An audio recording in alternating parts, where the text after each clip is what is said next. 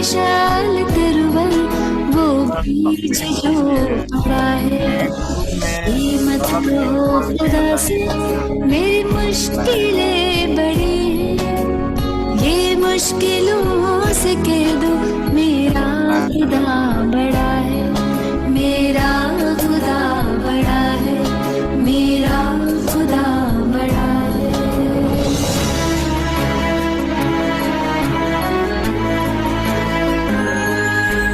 वो सर्व शक्तियों से जब साथ है हमारे, वो सर्व शक्तियों से जब साथ है हमारे, हर काम उसके रहते हरगिज़ हुआ पड़ा है।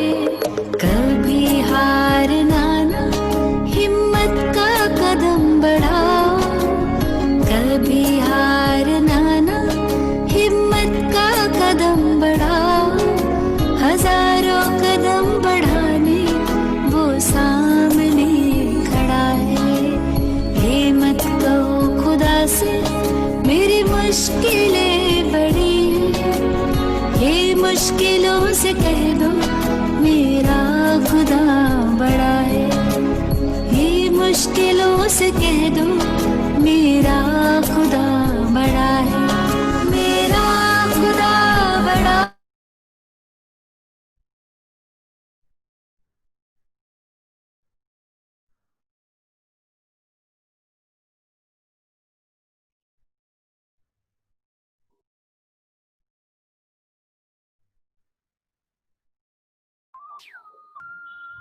बहुत बहुत स्वागत है आप सभी लोगों का आज के क्लास में। सॉरी इसलिए कि क्लास थोड़ा लेट हो गया।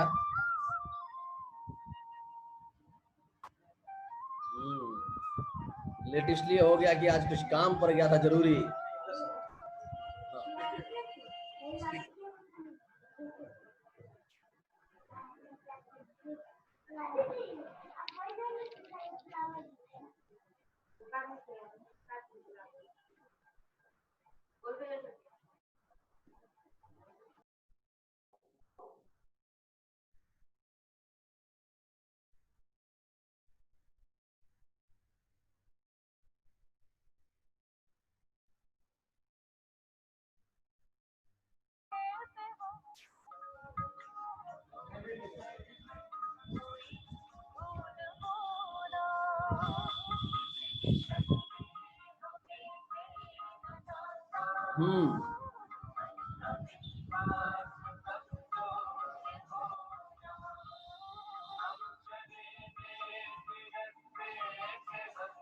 एक मिनट बस सेटिंग कर लेते हैं, आ जाते हैं।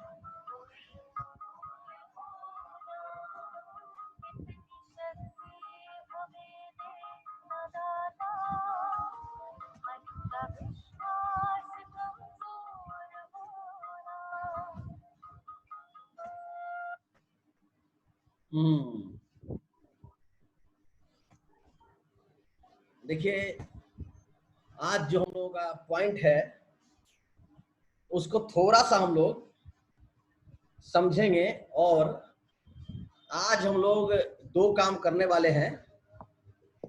आज का क्लास दो भागों में बांट दिया गया है। पहला भाग में हम आपको जो शेष है इस अध्याय का वो पढ़ा देंगे और दूसरे भाग में आप लोगों से प्रश्न उत्तर होगा। हम लोग प्रश्न उत्तर करेंगे। प्रश्न में मैं क्वेश्चन पूछूंगा और आपको आंसर देना है, तो आप तैयार रहिएगा। क्वेश्चन आंसर में कोशिश करिएगा सभी लोग सहभागिता प्रदर्शित करें। एक बार मेरी आवाज सबको जा रही है तो आप लोग लिख दीजिए यस, ताकि मुझे पता चले कि आप मेरी आवाज सब तक पहुंच रही है।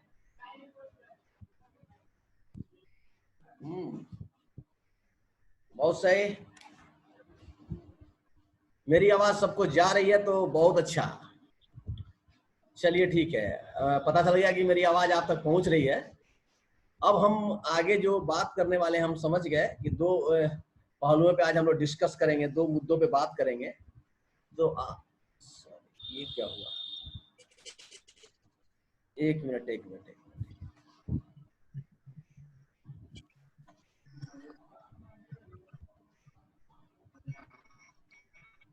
आप लोग नहीं लिखिएगा। आज हम लोग पढ़ने वाले हैं प्रोफेशनल इथिक्स, व्यावसायिक लोक नीति। बहुत ही इंपॉर्टेंट चैप्टर है ये, इंपॉर्टेंट टॉपिक है व्यावसायिक लोक नीति। जैसे हर देश को चलाने के लिए एक संविधान होता है, ये संविधान जरूरी होता है किसी भी देश के संचालन के लिए। उसी तरह से हर कंपनी को चलाने के लिए एक मिशन स्टेटमेंट होता है, मिशन स्टेटमेंट। आप लोग मिशन स्टेटमेंट का नाम यदि नहीं सुने हो तो कभी मैं आपको बता दूंगा। हर वह आदमी जो महान काम अपने जीवन में करता है वह अपने लिए एक मिशन स्टेटमेंट बनाता है। इस मिशन स्टेटमेंट की चर्चा सबसे बढ़िया और सबसे अधिक स्टीफन आर कवी की किताब, स्टीफन आर कवी की किताब अत्यंत प्रभावकारी लोगों की 7 आदतें, प्रभावकारी लोगों की 7 आदतों में इसका वर्णन किया गया है। मिशन स्टेटमेंट का दुनिया के हर उस महान आदमी के पास अपना एक मिशन स्टेटमेंट होता है जिन्होंने जिंदगी में बहुत बड़े निर्णय लिए और बहुत बड़ा काम किया। तो इस प्रकार एक नीति होती है, एक संविधान होता है। तो शिक्षक के व्यवसाय की भी लोक नीतियां हैं, संविधान है। इस संविधान को आज हम लोग विस्तार से देखने वाले हैं, बारी बारी से इस पे हम लोग डिस्कशन करेंगे। तो इसमें जो लोक नीतियां जो होती है, जो संविधान होते हैं इसके, वो कौन कौन से संविधान होते हैं, कौन कौन सी बात होती है। आइए सबसे पहले हम लोक नीति का परिभाषा देखते हैं, डिफिनेशन देखते हैं। लोक नीति का डिफिनेशन क्या है, परिभाषा। यहाँ लिखा हुआ है किसी व्यवसाय का संचालन कमा संगठन करने, उसे चलाने, विश्लेषण करने तथा नियंत्रण करने हेतु मानकों, नीतियों, नियमों तथा सेवाओं की गुणवत्ता बनाए रखने संबंधी लोक नीतियां बनाई जाती हैं। इसको लोक नीति इसलिए कहते हैं कि नीतियों के 2 आयाम होते हैं, 2 छोर होते हैं, ऐसे समझिए। एक छोर ए और एक छोर बी, ये 2 छोर होते हैं। ये 2 छोर का क्या मतलब है कि यह जो इसका सिरा है वह जनता से जाके लगता है, और यह जो इसका सिरा है वह शिक्षक से आके लगता है। यानी शिक्षक और जनता के बीच में जो एक संविधान होता है उसे कहते हैं लोक नीति।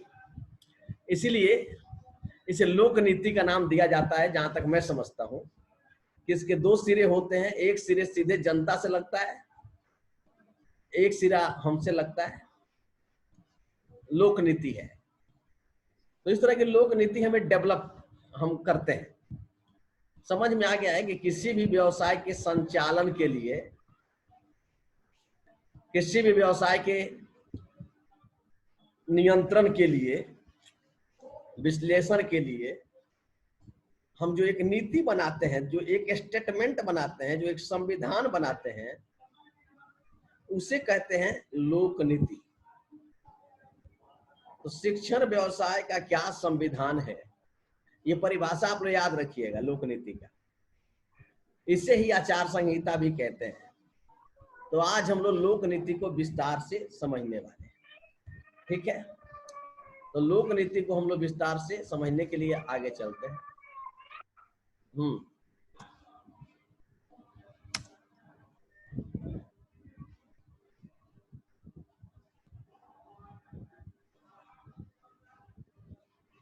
शिक्षण व्यवसाय संबंधी मापदंड और आचार संहिता।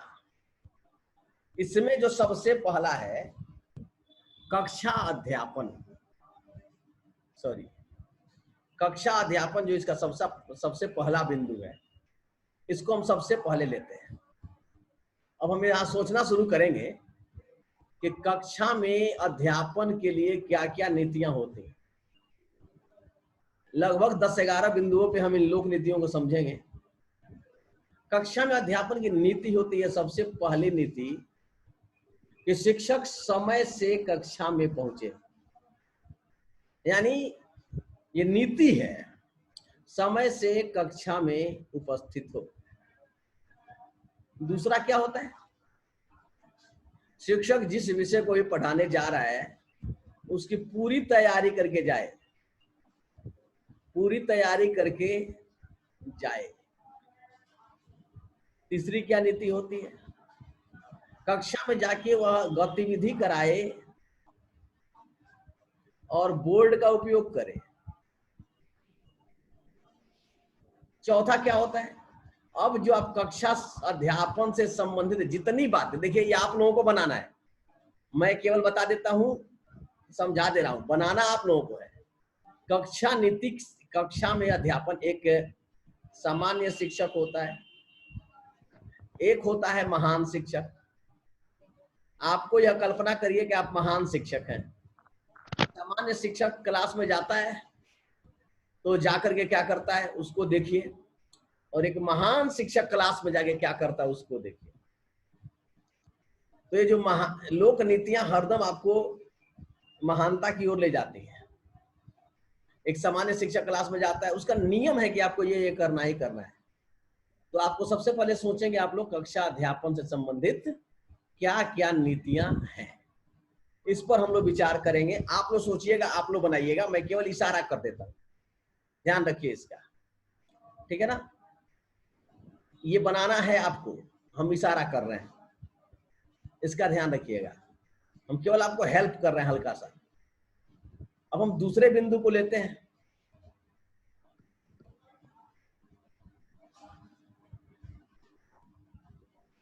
परीक्षा संबंधी। परीक्षा संबंधी कुछ लोक नीतियां, उसको देखिए। शिक्षक के लिए परीक्षा संबंधी जो नीतियां हैं, नंबर 1 कि परीक्षा होगा तो शिक्षक नकल कराएगा, कराएगा नहीं कराएगा, ये लोक नीति है। परीक्षा का जो प्रश्न पत्र है वो बनाएगा तो क्या करेगा। इस तरह से परीक्षा संबंधी कितनी बातें, राइट। परीक्षा में शिक्षक क्या करेगा, बच्चे को पेपर पहले बता देगा, पेपर बता देगा या नहीं बताएगा, मन मर्जी का अपने प्रिय छात्र को ज्यादा अंक दे देगा या नहीं देगा। ये सब नीतियां हैं जो पहले से डिफाइन है, नहीं देगा तो कक्षा अध्यापन संबंधी लोक नीति हो गई, परीक्षा संबंधी लोक नीति हो गई। यदि आप नकल कराते पकड़े जाते हैं तो आपको जेल होती है, दूसरी बेइज्जती होती है, और बहुत बड़ी बेइज्जती होती है। आप प्रश्न पत्र आउट करते हैं तो जेल होती है, सजा मिलती है, यानी कि आप नियम तोड़ रहे हैं, शिक्षक होने का गौरव समाप्त कर रहे हैं। तो ये परीक्षा संबंधी कुछ लोक नीतियां हैं, इसे आप लोग दिमाग लगा के सोचिएगा, ठीक है। अगला जो इस संदर्भ में पॉइंट है वो है छात्रों का व्यवहार, ठीक है।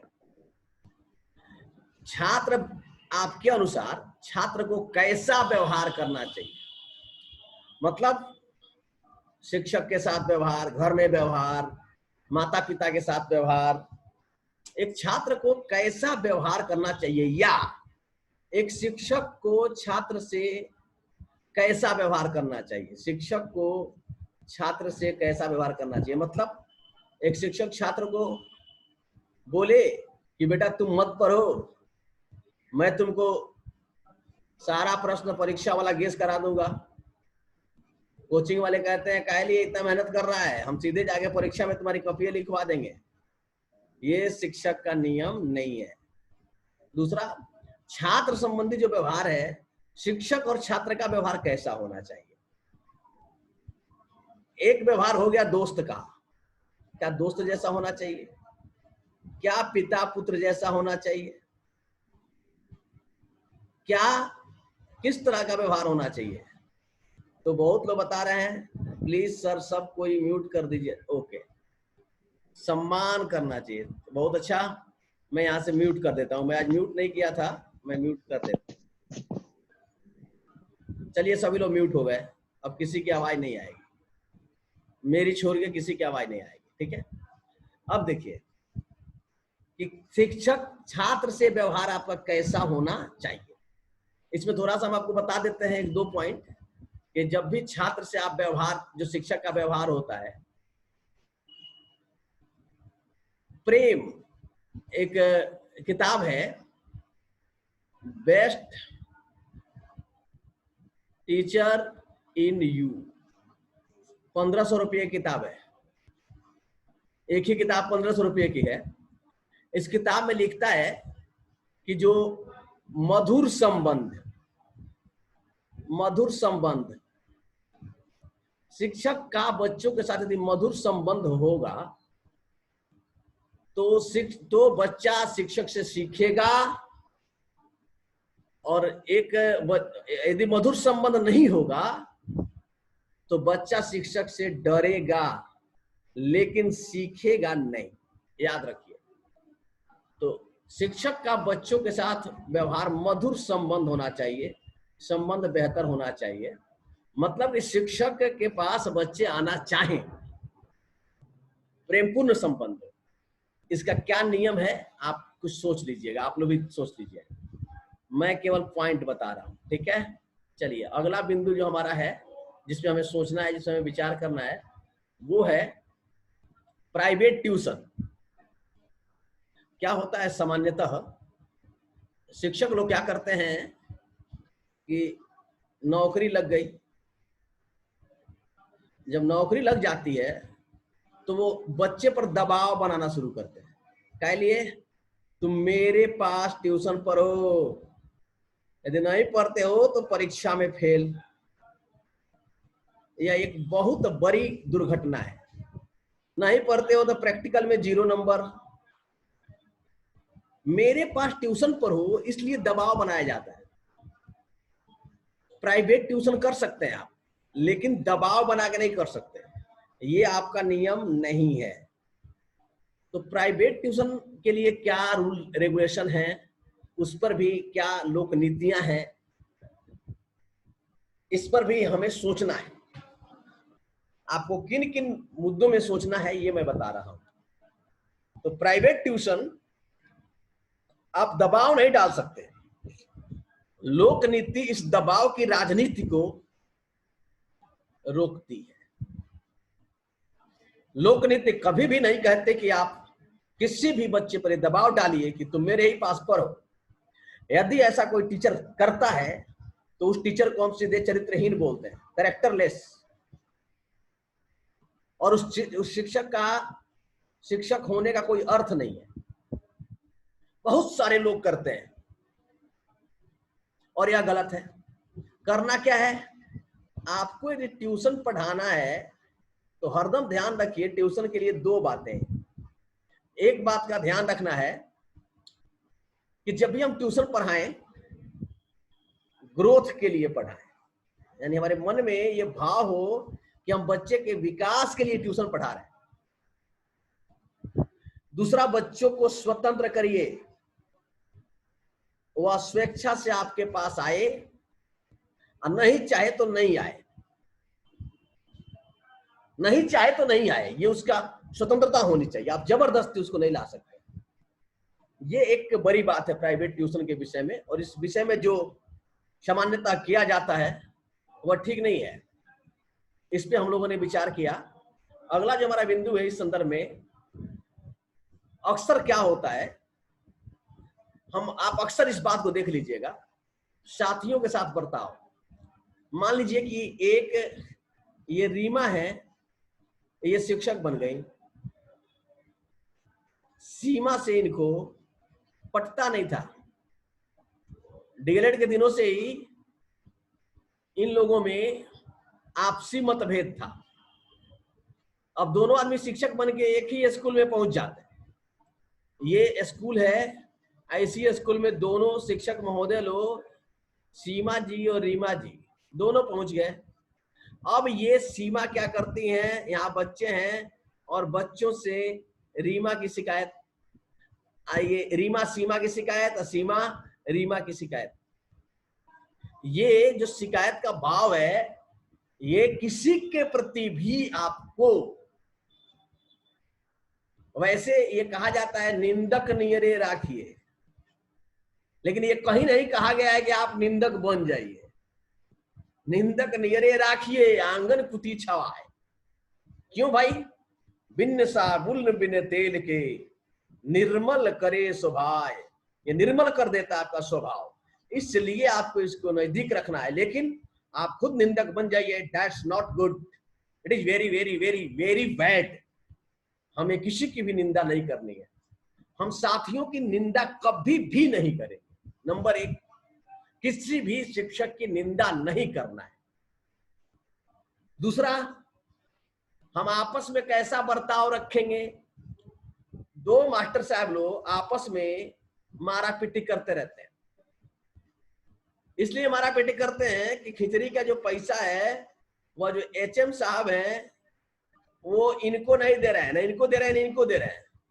जबकि इनको लग रहा है कि इन्होंने पैसा इनको दे दिया है, इनको लग रहा है कि इन्होंने पैसा ले लिया है और हमके लिए मना कर रहा है। दोनों को सच्चाई किसी को पता नहीं है, लेकिन दोनों लोग आपस में लड़ते रहते हैं स्कूल में। इसे बच्चे देखते हैं, यह दुर्व्यवहार है। इस तरह की लड़ाई से शिक्षक का चरित्र का हनन होता है। तो आप अपने साथियों के प्रति हरदम प्रेम, सम्मान, आदर का भाव रखना है। ये आचार संहिता हमारी कहती है। आपस में नहीं लड़ेंगे। हम आपस में लड़ बैठे तो देश को कौन संभालेगा, कोई बाहर वाला आके घर से हमें निकालेगा। याद है ना? तो इस चीज को आप समझना है। अब क्या होता है, प्रकाशक कुछ होते हैं। देखिए क्या होता है, जब आप स्कूल में पढ़ाने जाइएगा, है ना, तो आपके पास कुछ पब्लिकेशन वाले आएंगे, प्रकाशन वाले आएंगे, और वो कहेंगे कि जो मेरा किताब है, जैसे मेरा किताब है ये आप बच्चों को रिकमेंड करिए। मतलब आप कह दीजिए बच्चे यही किताब खरीदे। खास करके ये 10वीं क्लास या उसके ऊपर, 10वीं क्लास या उसके, हम लोगों के पास हर साल बहुत सारे लोग आते हैं। या आप प्राइवेट स्कूल खोलिएगा तो आपके पास ये किताब वाले आएंगे। यह जो प्रकाशन और शिक्षक का जो संबंध है वो अद्भुत है। ये प्रकाशन वाले एक किताब को 400 रुपया में देते हैं। 400 में से 200 इनके थोक विक्रेता को मिलता है और 200 शुद्ध लाभ स्कूल वालों को होता है। किताबें एकदम पतली होती है, दाम होता है 400, 200 होलसेल को मिल गया, 200 स्कूल वाले को मिल गया, और इस 200 में से 150, मतलब ये किताब जो होता है मूलतः मुश्किल से 100 रुपये की होती है। 100 रुपये का किताब कस्टमर तक पहुंचते पहुंचते 400 रुपये का हो जाता है, इसलिए कि बीच में लूट है। और इसलिए एक स्कूल वाले एक साल में नहीं कमाते हैं तो 5 से 10 लाख रुपया इस किताब में कमाते हैं। जो लोग कोचिंग चलाते हैं वो लोग केवल, आप देखेंगे आलोक भारती, भारती भवन, तमाम प्रकाशन से जुड़ के किताब लगवाते हैं और इसके बदले में वो 20 से 50 हजार रुपया हर साल कमाते हैं। तो ये जो है राजनीति, ये हमें नहीं करनी। हाँ, यदि कुछ ठीक हो तो आप स्वेच्छा से, शुद्ध भाव से ऐसा करिए, लेकिन सारे लोग ऐसा करते हैं। प्रकाशकों से संबंध, डायरी दे दिया कि खुश हो जाते। तो इस बात का थोड़ा सा ध्यान रखने की जरूरत हम लोगों को होती है। अगला पॉइंट इसमें है, छात्र जो होता है, छात्र जो हमारा होता है, जो छात्र निधि का उपयोग है, इसको समझिए। आप किसी भी स्कूल में जाइएगा, प्रधानाध्यापक जब बनिएगा तो आपको यह बात पता चलेगी कि छात्र निधि होता है, इसको छात्र कोष भी बोलते हैं। छात्र कोष में पैसे होते हैं, ठीक है। इन पैसों का यूज आपको सदैव छात्र हित, विद्यालय हित में करना होता है। राजू जी, राइज हैंड, आप कुछ लिखना चाहते हैं तो आप जरूर लिख के बता दीजिए, मैं देख लूंगा, ठीक है ना। सर साउंड क्लियर नहीं आ रहा है, आवाज नहीं आ रहा है। देखिए नेटवर्क तो यहाँ पे सही है। बहुत लोगों को दिक्कत हो रही है, इसका केवल मतलब यह है कि आप थोड़ा नेटवर्क में चले जाइए। पुनीता जी जो भी हैं, आप थोड़ा नेटवर्क में चले जाइए। हाँ, आवाज तो आ रही होगी। और लोगों को आ रहा है ना फ्रेश? लिखिए तो जरा।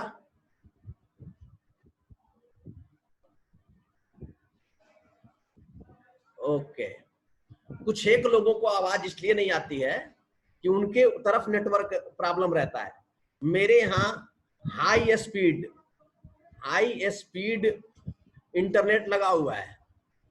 यहाँ पे आवाज क्या, यहाँ तो मैं इंटरनेट पर यदि भैंस को लाद दूं तो वह अभी यात्रा करके चली आएगी। हाई स्पीड इंटरनेट लगवाए हमारे यहाँ से, तो कोई दिक्कत नहीं होती है। हाँ, और आपके यहाँ क्या होता है, कभी कभी नेटवर्क कमजोर होता है। आप मोबाइल का नेटवर्क यूज करते हैं इसलिए, तो उसके लिए थोड़ा सा इधर उधर घुमा दीजिए, थोड़ा बाहर निकल जाइए, तो ऐसा सही हो जाता है। तो छात्र कोष होता है, इसका यूज अक्सर क्या होता है, जो प्रधानाध्यापक जब रिटायर होते हैं तो वो छात्र कोष को फर्जी ये बनवा देते हैं, फर्जी डॉक्यूमेंट बनवा के, और ये छात्र कोष को लूट लेते हैं, छात्र कोष को खा पी के बराबर कर देते हैं। बचा कर रखते हैं कि रिटायर होंगे ना, जब रिटायर्ड होते हैं तो उस समय के लिए बचा कर रखते हैं, जिस दिन रिटायर होंगे उस दिन इसका हम लेके चले जाएंगे। ये एक बहुत बड़ी विडंबना है हमारे शिक्षक भाइयों में, शिक्षा विभाग में। ये आप में नहीं आए। आप हरदम छात्र हित की बात सोचिए, वरना इस देश को नोच के खाने में सबसे ज्यादा योगदान शिक्षक का है। दो ही पेशा ही है। पुष्कर प्रवीण, आप कुछ कह रहे हैं तो आप बेशक आप लिख दीजिए, मैं आपका लिखा हुआ देख लूंगा। अभी मैं आपको ले नहीं सकता लाइन पे। ये पूछ रहे कितना पैसा होता है, उसकी कोई सीमा नहीं होती। जैसे अब मैं थोड़ा सा अपने स्कूल की बात बताऊं तो मेरे स्कूल में 7 लाख है अभी, है ना। तो ये 7,000 भी हो सकता है, 7 लाख भी हो सकता है, कभी कभी ज्यादा भी होता है। ये बहुत ही जबरदस्त बात है। और बहुत तरह के फंड आते रहते हैं, वो फंड छात्र कोष में आते हैं। इसको दो खाते होते हैं। निधि मतलब क्या होता है, पैसा होता है। प्रकाशक के संबंध में मतलब मैं यही समझाया था आपको, जो प्रकाशक होते हैं ना, जो किताब प्रकाशित करते हैं, वे अपना किताब बेचने के लिए शिक्षक को कहते हैं कि आप अपने बच्चों को बोल दीजिए कि मेरा किताब खरीदे, मैं आपको कमीशन दूंगा। और शिक्षक कमीशन के चक्कर में घटिया क्वालिटी का किताब बच्चों को खरीदवा देता है। ऐसा नहीं करना है। ये मतलब हुआ, आपसे प्रकाशकों का जो संबंध हो बेहतर होना चाहिए। तेरी भी जय जय, मेरी भी जय जय। याद रखिए, आप लोग, बहुत से लोग ऑडियो में बोले थे तेरी भी जय जय और मेरी भी जय जय। Win win relationship, it is very very important. Win win relationship आप में होना चाहिए। तो छात्र निधि मतलब होता है छात्रों के लिए, छात्रों के हित में जो पैसे हैं उसका उपयोग। तो हमें ऐसा करना है कि छात्र का हित हो, हमें ऐसा नहीं करना है कि हम खा पी के बराबर कर दें। दूसरा चीज, आप चाहे जिस व्यवसाय में भी रहिए, टीचर के व्यवसाय में आप जाइए, तो जरूरी है कि आप सोचिए कि वो आपका बढ़ता रहे। गुणवत्तापूर्ण आप शिक्षा दीजिए, कभी भी क्वालिटी से समझौता मत करिए। मैं आपको नहीं पढ़ाऊंगा तो नहीं पढ़ाऊंगा, लेकिन यदि मैं यस कर दिया तो जान लगा दूंगा, लेकिन गुणवत्ता से समझौता नहीं करूंगा। मेरी बुद्धि जहां तक पहुंच रही है वहां तक मैं जाकर के गुणवत्ता लाने की कोशिश करूंगा। यदि यस कह दिया तो ये समर्पण आप में भी होना चाहिए। यस बोले तो यस बोले, फिर जान लगा दीजिए। एक बार हाँ कह दीजिए तो आगे पीछे नहीं देखते, एक बार कमिटमेंट कर लीजिए। क्योंकि आदमी का दो चीजें, सुनिए, दो चीजों में कोई अंतर नहीं होना चाहिए। कहते हैं ना बात और बाप, ये बहुत बहुत बढ़िया कहावत है। बात और बाप हरदम एक होता है। जो एक बार कह दिए, जो वादा कर दिए, अपने से करें या किसी और से करें, उसे हर कीमत पर पूरा करके दम लेंगे। कभी भी इस कमिटमेंट को तोड़ेंगे नहीं। हरदम इस चीज को बहुत बढ़िया से कि बहुत बढ़िया से लाजवाब तरीके से हमें याद रखना है कि बात जिस तरह से पिता हमारे एक होते हैं वैसे ही बात भी हमारा एक होता है। कभी भी हमारा वादा टूटने वाला नहीं है, नहीं टूटे, ये हरदम याद रखना चाहिए। एक शिक्षक को तो इतना कमिटमेंट होना चाहिए। तो व्यवसाय की अभिवृद्धि में आप अपने को लगाइए, आपका जो व्यवसाय है वो बढ़े भी।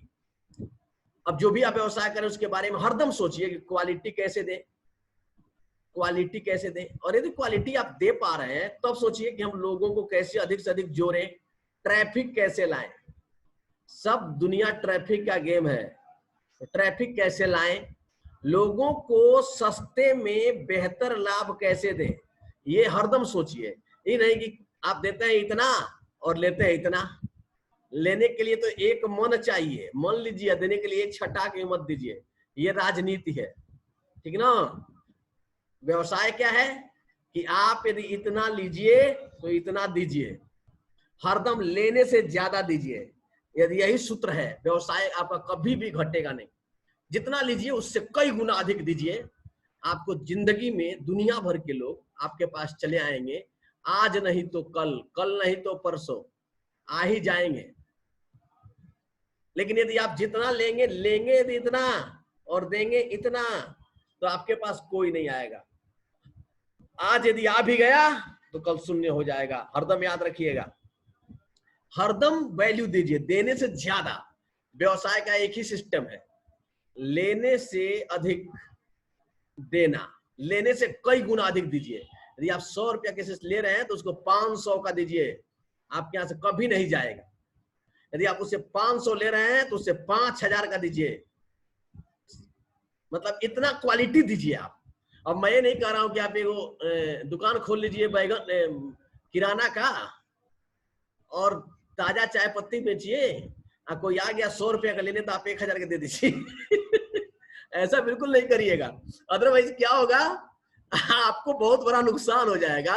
और फिर कहिएगा कि अरे सर, डीसी सर पढ़ा रहे थे और सर नहीं बताया था मुझे कि लेना 100 रुपया देना 1000, तो मैं माथा पीट लूंगा। आपको मैं एक कहानी बताता हूँ।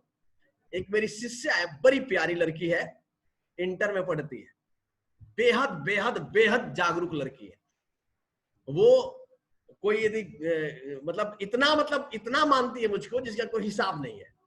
तो वो क्या बोली कि एक दिन मैं उसको हमसे आके बोली, सर मेरा जो दिमाग है ना कभी कभी खराब हो जाता है। अब देखो, तो मुझे हंसी आ गई। मैं कहा कि मैं क्या करूं। मैं कहा कि जब दिमाग खराब हो तो घर जब गंदा होता है तो क्या करते हैं, झाड़ लेते हैं। तो दिमाग को भी झाड़ लिया करो। तो पूछी कैसे, तो मैं कहा सिंपल सा उपाय है, एक काम करो, आज जाना एक जो लोहा काटने वाला छेनी होता है ना, एक छेनी लेना, सामग्री नंबर 1। सामग्री नंबर 2, एक हथौड़ी लेना, है ना। देखिएगा बहुत खतरनाक प्रयोग है, आप लोग नहीं करिएगा। हथौड़ी लेना और क्या करना, 3 नंबर तुम लेट जाना है और एक इस छेनी से को अपने दिमाग के कोने पे लगा देना, एक जगह पे कोने पे लगा देना और हथौड़ी से मारना एक ही बार ठाए। जैसे ही मारेगी दिमाग खुल जाएगा, और जब दिमाग का ढक्कन खुल जाएगा तो उसको पंखे का हवा चला देना। हाँ, पंखे का हवा चला देना, जब हवा लग जाए तो फिर ढक्कन लगा देना। सिंपल सी बात है, साफ हो जाएगा दिमाग। मैं तो बता दिया, मैं तो ऐसे हंसी कर रहा था, क्योंकि मैं बच्चों से बहुत हंसी करता रहता हूँ। मेरा ये है कि मैं तो हंसोड़ टाइप का आदमी हूँ, तो बच्चों से मजाक करता रहता हूँ। हाँ, तो ये क्या कि ये लड़की इतनी आज्ञाकारी थी, मुझे तो पता ही नहीं था।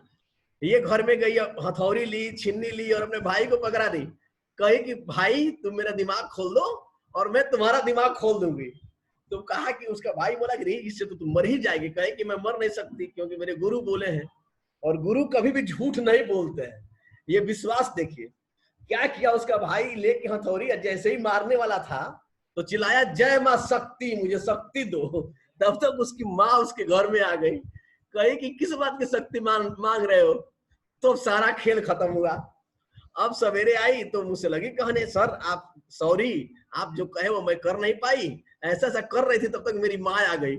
मैं सर पकड़ के बैठ गया कि काश यदि ऐसा कुछ कर दी होती तो मैं तो जिंदगी भर के लिए एक ऐसा मुझे दुख होता कि जिससे मैं जिंदगी भर के आता उम्र नहीं उबर पाता। तो इसलिए मैं कह रहा हूं कि बच्चों को कुछ भी बताने से पहले सावधान, कुछ भी मजाक भी करिए तो सावधान होके, क्योंकि बच्चे आपको क्या मानते हैं? भगवान मानते हैं। You are the god for a student, और आप भगवान है उनके लिए। सारे बच्चे आपको, कुछ बच्चे शैतान भी मानते हैं, शिक्षक को देखना नहीं पसंद करते हैं, लेकिन कुछ बच्चे आपको भगवान भी मान लेते हैं। तो चलिए, जो शैतान मानता है उसको, उससे कट्टिस, लेकिन जो भगवान मानता है उसके लिए क्या? उसके लिए तो हमें करना है ना। तो ये इंपॉर्टेंट थीम है। तो व्यवसायिक अभिवृद्धि भी हमें करनी है, लोगों से मिलना है, जुलना है, और हरदम आगे बढ़ के काम करना है क्वालिटी से। कभी भी, चाहे धरती रहे या धरती पलट जाए, कुछ भी हो जाए, हम क्वालिटी से समझौता नहीं करेंगे। एक ही सिद्धांत सीख लीजिए तो आप पूरे दुनिया में अपना शिक्षण का व्यवसाय फैला पाएंगे। और आने वाले टाइम में टीचिंग का जो जॉब है वो बहुत बूम करेगा, बहुत बड़ा बूम होगा। शिक्षक खोजने से नहीं मिलेंगे, याद रखिएगा, लेकिन सरकारी नहीं, जो अपना व्यवसाय बना पाएंगे। हरदम याद रखिए, नौकरी के पीछे कभी नहीं भागना। ऐसा कुछ करिए कि नौकरियां आपके पीछे भागे। हरदम नौकरियों को अपने पीछे भगाइए, और आप कर सकते हैं, कोई बड़ी बात नहीं है। मैं सिखा रहा हूं ना, एक एक चीज सिखा दूंगा। अब देखिए, अब हमें थोड़ा सा आगे चलना है। अभिभावकों से संबंधित आपको ये सोचना है कि जो बच्चों के गार्जियन होते हैं उनसे संबंधित क्या क्या आपका जिम्मेदारी है, क्या क्या बात है, गार्जियन से कैसे आप पेश आएंगे। बड़ा मजेदार बात है, जो सरकारी विद्यालय होता है उसका शिक्षक गार्जियन से कभी मिलता ही नहीं है। प्राइवेट विद्यालय जो होता है उसका शिक्षक गार्जियन से मिलता है केवल फी लेने के वक्त। फी लेना एक ही काम होता है, गार्जियन को शिक्षा में सहभागी नहीं बनाता है। ये बनाना बेहद जरूरी है, इसीलिए क्वालिटी नहीं आती है, क्वालिटी नहीं आती है। तो ये सामान्य आचार संहिता भी कुछ होता है, जनरल, और क्या क्या आपको ध्यान में रखना है, इन सब चीजों का हमें बेहतर तरीके से सोचना है। इन सब बिंदुओं पे सब नोट कर लीजिएगा, और सब पे एक एक करके आप लोग विचार करिएगा, सोचिएगा, ठीक है। अब प्रश्न उठता है कि जो हम ये जो व्यवसायिक नीति और आचार संहिता है, इतना जो हम उस समय से बात कर लिए, वो जो व्यवसायिक नीति और जो आचार संहिता है, इसका लाभ क्या है? जान लीजिए कि बिना लाभ के कोई शुभ काम नहीं होता है। यहां देखिएगा, आप दिवाली में देखते होंगे शुभ लाभ, है ना। मतलब इसका हुआ कि शुभ काम करके लाभ कमाइए। लेकिन उल्टा होता है, लाभ मिलेगा तो अब हम शुभ काम करेंगे। हमारा संस्कृति क्या कहती है? पहले शुभ काम करिए, आपको लाभ मिलना शुरू हो जाएगा। हम क्या सोचते हैं? पहले हमको लाभ दीजिए तब हम अच्छा काम करेंगे, और नहीं तो नहीं करेंगे। इस शुभ लाभ का अर्थ आप समझ लीजिए। आज के पहले समझे नहीं होंगे। शुभ का मतलब होता है पहले बढ़िया काम करिए, आपको लाभ ही लाभ मिलेगा। ये संकेत है हमारी संस्कृति का। दीपावली के दिन हम ये संकल्प लेते हैं कि आज से हम संकल्पना करते हैं कि शुभ करेंगे और तब लाभ की चिंता करेंगे। लेकिन उल्टा हमारी जिंदगी में होता है, पहले लाभ की चिंता कर लेते हैं, फिर शुभ की चिंता करते हैं। सारे नेताजी लोगों को देख लीजिए, लाभ मिलेगा तो शुभ होगा, और लाभ नहीं मिला तो शुभ नहीं। यह उलट गई हमारी जीवन शैली, हमारी संस्कृति। यही सिद्ध करता है कि आई एम नॉट इंडियन। हम भारतीय संस्कृति को समझते ही नहीं। तो जूही जी, आप बैठ जाइए, आप कहाँ इतना तेजी में हैं? आप बैठ के आराम से पढ़िए, या रास्ते में कहीं हैं आप? रास्ते में है तो भी रुक के पढ़ लीजिए, ऐसे चलते रहिएगा तो फिर सुनिएगा, है ना। ठीक है, सुनते भी रहिए, आप बिजी हैं, लेकिन बैठ जाइए आराम से कहीं उतर के। तो ये चीज हमें समझना है। देखिए, व्यवसायिक नीति यदि अपनाएंगे तो हमारा संप्रेषण प्रभावशाली हो जाएगा। क्या होता है संप्रेषण? संप्रेषण को ऐसे समझिए कि मेरे मन की बात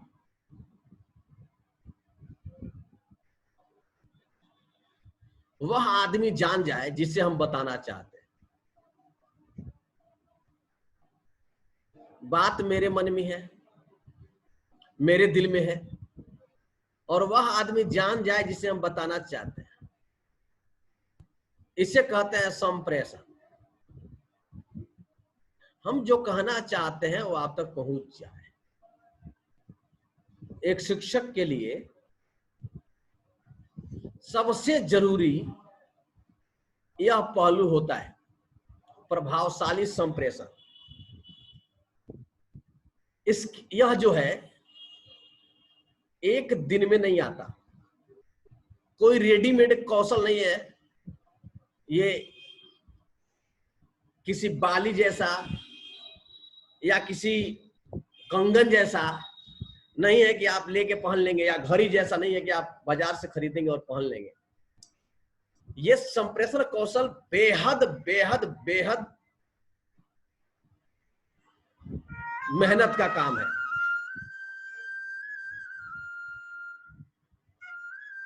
और यह तभी आता है जब हम लगातार प्रयास करते हैं। आपको पता है संप्रेषण कौशल एक इतना गजब का चीज है, जैसे बुद्ध, पूरी दुनिया इनकी पूजा करती है। इनके अंदर कैसा संप्रेषण कौशल था, चीजों को दिल में उतार देने की कैसी कला थी कि बिना इंटरनेट के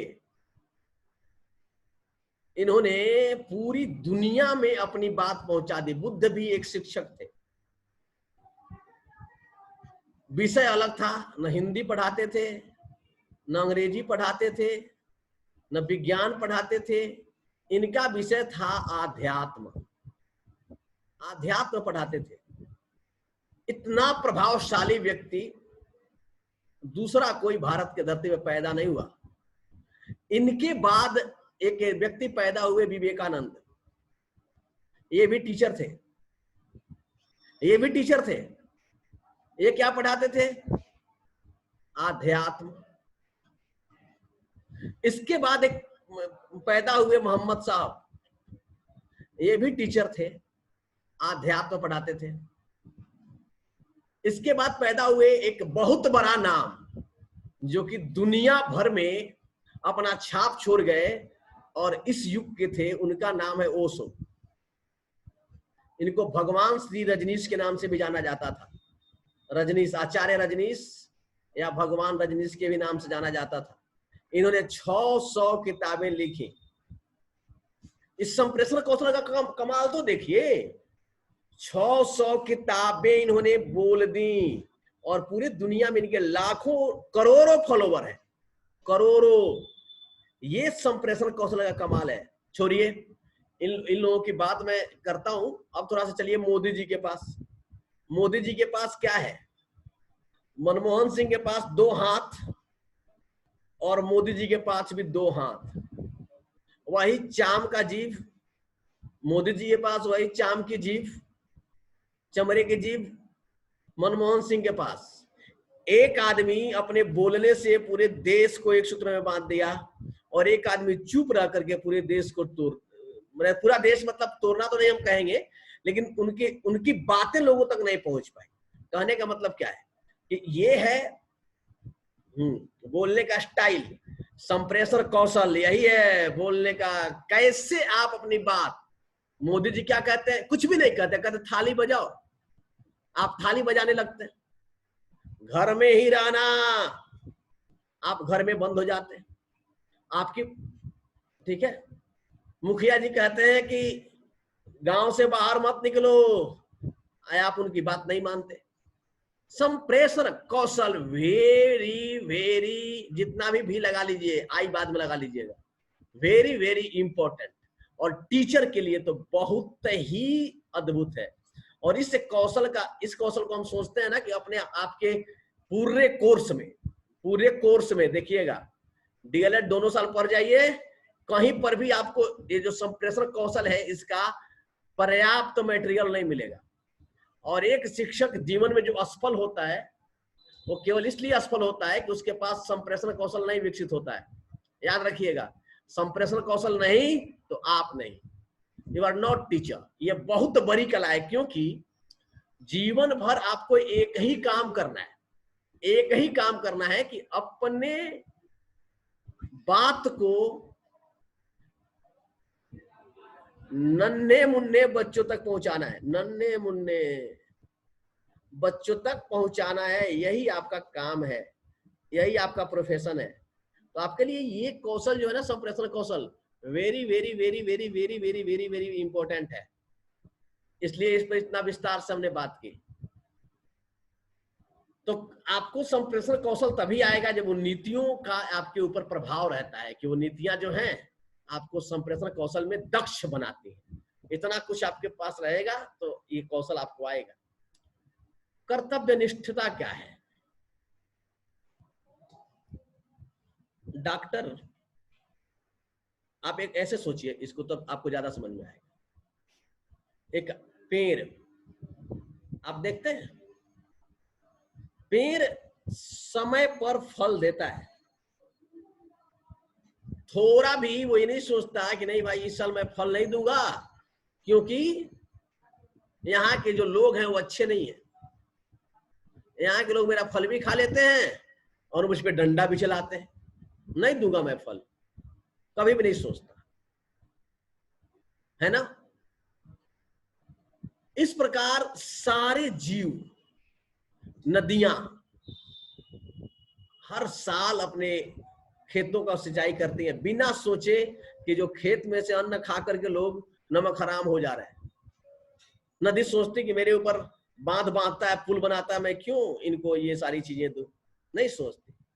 सारी प्रकृति, सूर्य कभी नहीं सोचा कि मैं आज नहीं निकलूंगा भाई, आज मैं थक गया हूं, बहुत थक गया हूं, आज मैं नहीं चल पा रहा हूं, आज मैं नहीं निकलूंगा। चांद कभी नहीं सोचा कि चलो भाई मैं जो अपनी शीतलता है वो केवल और केवल ये जो राजू है, राजू के घर दूंगा, क्योंकि राजू हमको रोज हमको देखते हैं और हमसे बात करते हैं, चंदा मामा कहते हैं। ये रहीम के घर मैं नहीं दूंगा, ये तो हमको देखता भी नहीं है। ये मैं कुंदन के घर नहीं दूंगा, ये कुंदन अच्छा आदमी नहीं है, ऐसा तो कभी नहीं कहा। चांद अपनी शीतलता सबको बांटता है। सूर्य प्रकृति के सारे कर कर, फूल कभी नहीं सुगंध में नहीं भेद करता कि मैं फूल नहीं रोकता कि नहीं जी आप मत सूंघिए, क्योंकि आप जो हैं आप किसी को गाली दे के आए हैं, आप झगड़ा करके आए अपने घर में अपने माता जी से, आप मुझे मत सूंघिए। कभी नहीं कहता, कहता कि आओ मैं तुम्हारा गुस्सा भी शांत कर देने की क्षमता रखता हूं। कर्तव्य निष्ठता यही है कि हम हर परिस्थिति में, चाहे हम जो भी हों, हर एक स्थिति में अपने कर्तव्य पथ पर अडिग रहेंगे।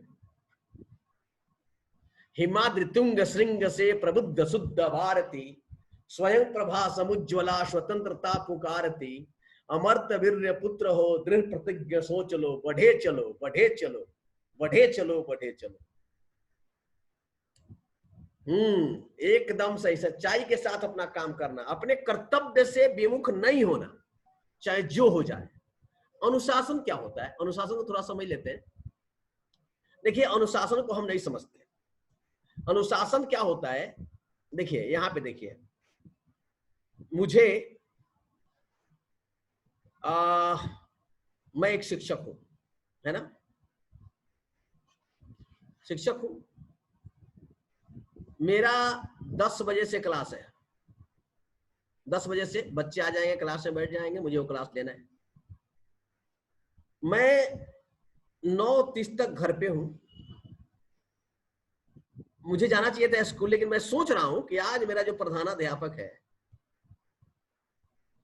प्रधानाध्यापक छुट्टी पे है ना, यदि मैं 9 भी जाऊं, यदि मैं थोड़ा लेट ही जाऊं तो मुझे डांट नहीं पड़ने वाली है।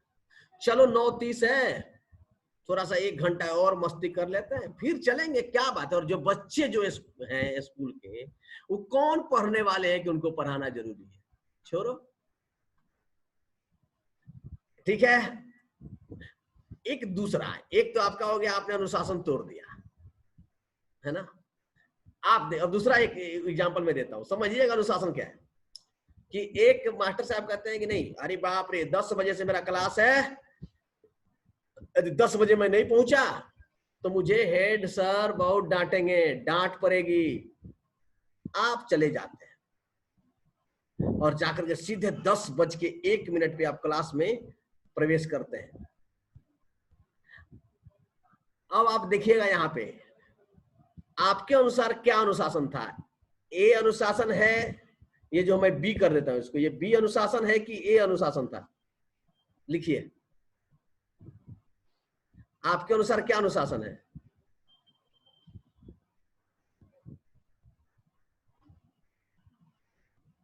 चलिए बी बी बी, सभी लोग बी लिख रहे हैं। कुमारी प्रिया, एवरीवन, रुखसार, चलिए बहुत सही। पूजा कुमारी, हर्षा, अमित कुमार, बहुत सही।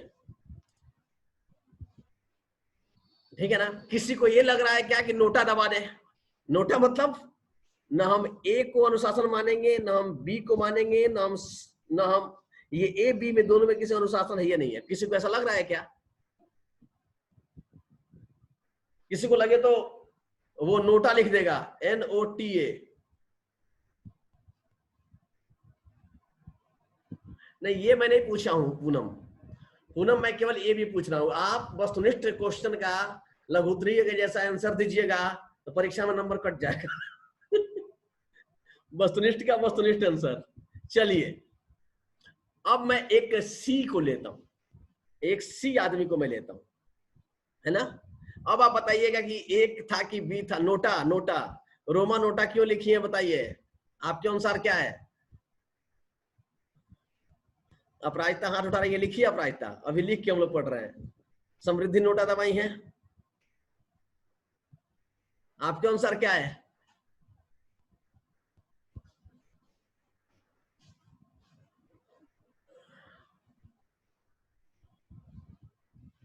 स्वयं के टाइम पर एकदम। आइए यहाँ पे मैं देखता हूं, थोड़ा सा समृद्धि बहुत बढ़िया से बात कर रही है, लेकिन थोड़ा सा उसको और बढ़िया से कहने की जरूरत है ना।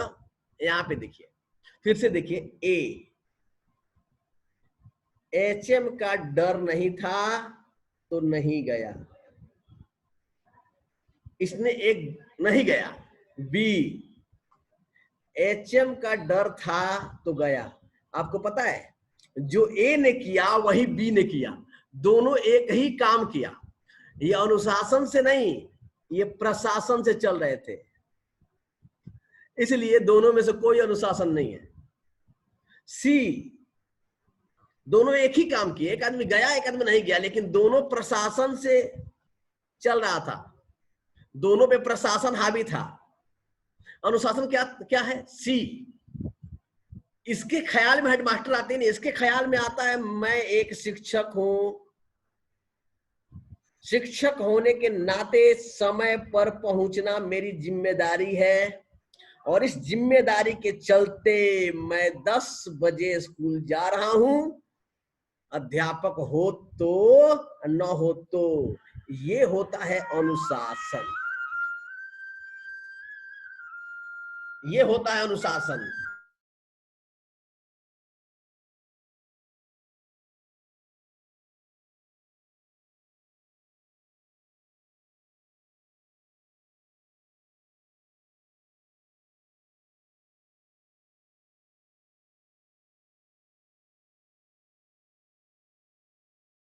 नहीं करते हैं तो फिर हमसे बताना।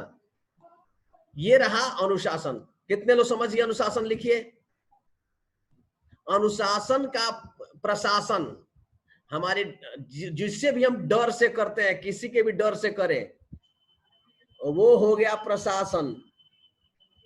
जिसे हम खुद के अंदर से जो आता है ना, वो हो गया अनुशासन। हरदम याद रखिएगा अनुशासन और प्रशासन में अंतर।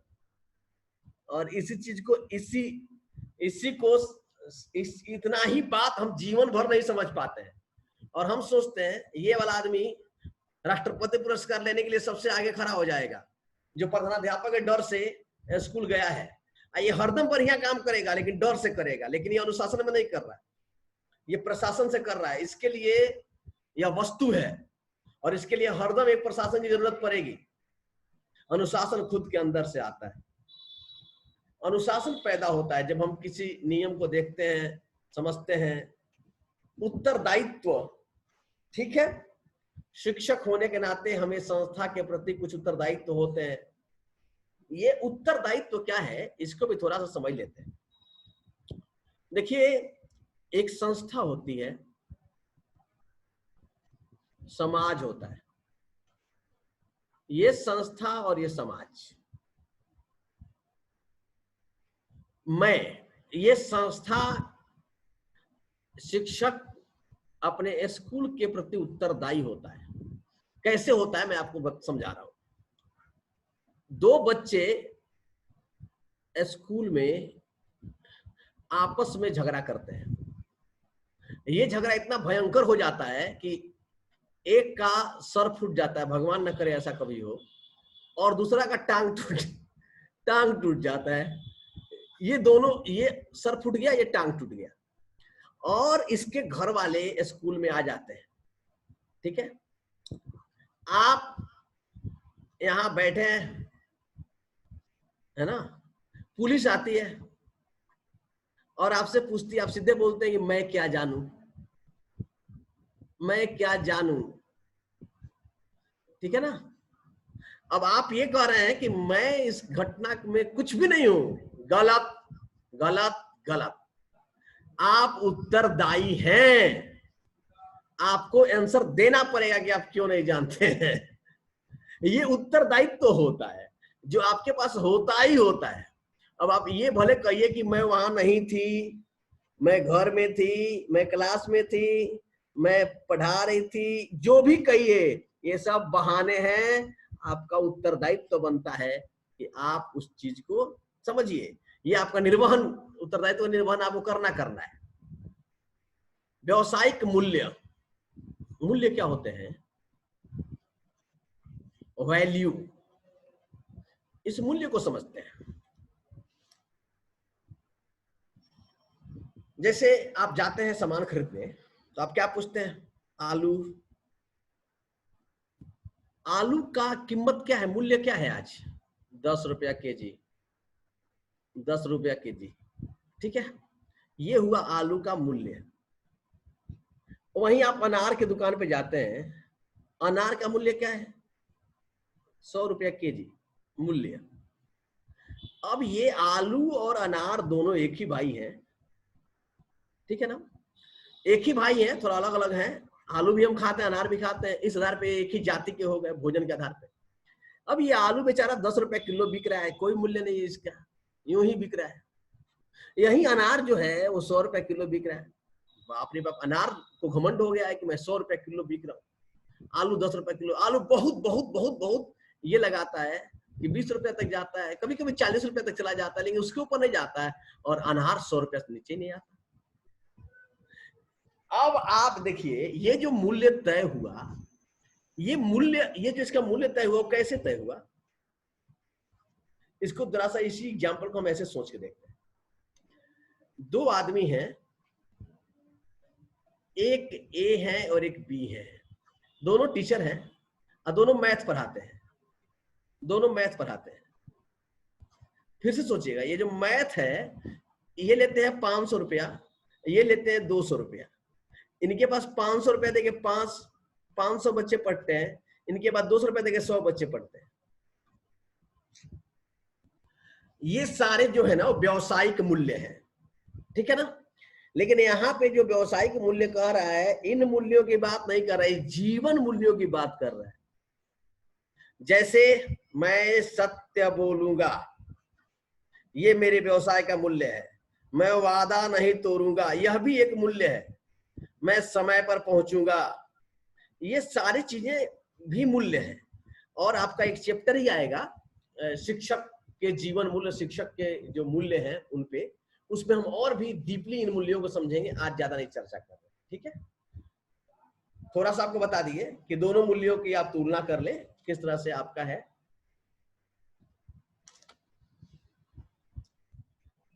मेरे टिकिया में है, निकल के लेना सर्टिफिकेट, टिकिया में बोलिए सर कहाँ से निकल रहे हैं। चलिए, अब इसमें कुछ ज्यादा नहीं है, फिर भी कुछ है तो मैं देख लेता हूँ। आइए देख लेते, थोड़ा सा एक दो और होगा, नहीं है इसमें। अब आ गया बारी प्रश्न उत्तर का पहला प्रश्न। व्यवसाय, आप लोग कॉपी खोलिए, यदि आपके पास कॉपी है तो फटाफट खोलिए। अभी मैं टाइम दूंगा आपको।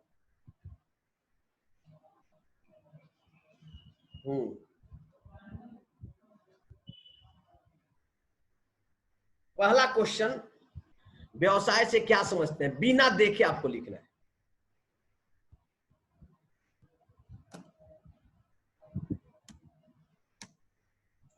व्यवसाय से क्या समझते हैं, कितने लोग लिख रहे हैं? मैं नहीं देख पा रहा हूं। मैं चाहता हूं कि आप लोग इसको लिखें अभी 1 मिनट के अंदर में।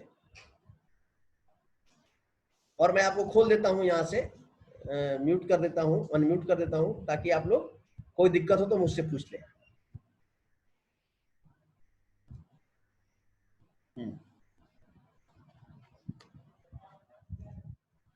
नहीं चलो, इतनी वाला हो जाए तो एक आदमी यस लिख देगा, मैं नेक्स्ट क्वेश्चन कर दूंगा।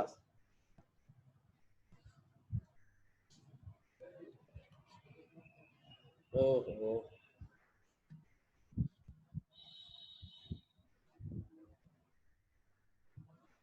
यस हो गया।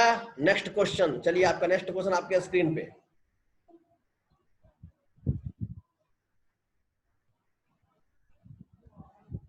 शिक्षक के वृत्ति के विकास की अवधारणा को स्पष्ट करें।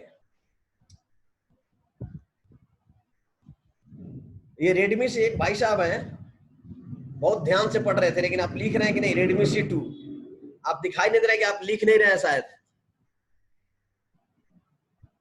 चलिए आप बोलिए तो, रेडमी C2 से। आप केवल सुन रहे हैं और लिख नहीं रहे हैं, आप कर नहीं रहे हैं, काम नहीं करिएगा तो होगा नहीं। कौन है रेडमी C2 से? नाम बताइए, और आप कल से नाम लिख के आइएगा, जिसका रियलमी रेडमी ये रहेगा मैं उसको आउट भी करूंगा।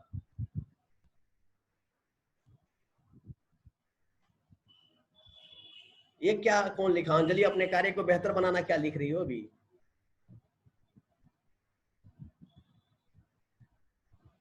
चलिए ये नेक्स्ट क्वेश्चन यदि हो जाए तो आप हमको बताएंगे। 15-20 मिनट में सारे प्रश्न हल करने हैं हम लोगों को, वो भी बिना देखे।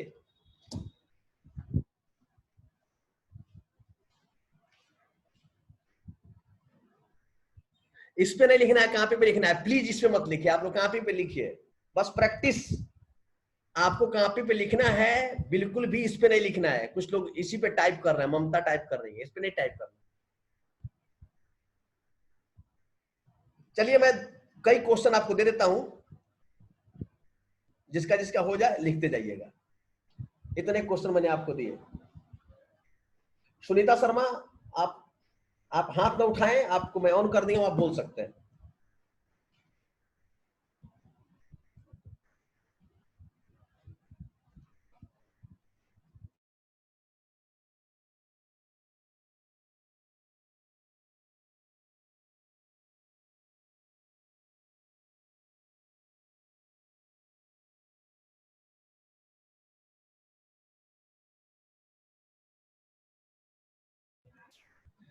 याद रखिए, आप लोग लिखिए, और लिख करके आपको सबको ग्रुप में डालना है अपने नाम के साथ, इसलिए कि मैं देख सकूं कि कौन कितना लिखा है, क्या लिखा है। 5 दिन पढ़ाया हूं तो आपके पास कुछ गया है कि ऐसे ही बस आप सुन रहे हैं? तो आपका ये टेस्ट चल रहा है आधे घंटे का।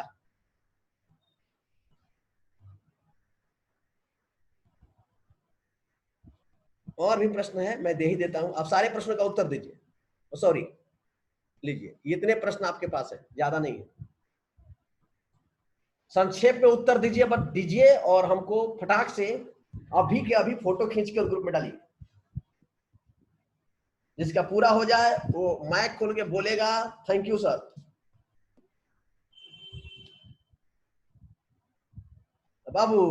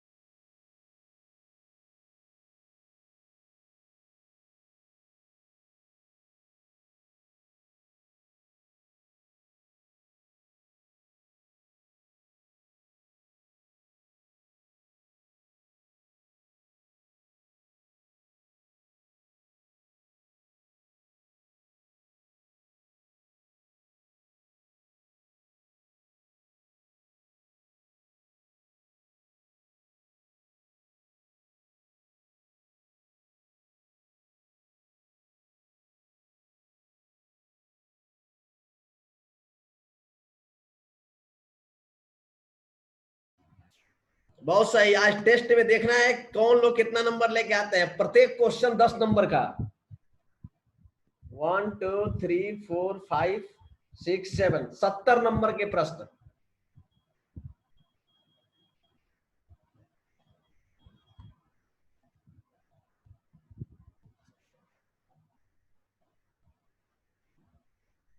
अभी लिख करके अभी ग्रुप में डालना है। जिसका ग्रुप में आ जाएगा मैं मान लूंगा कि हाँ आपका कंप्लीट हो गया।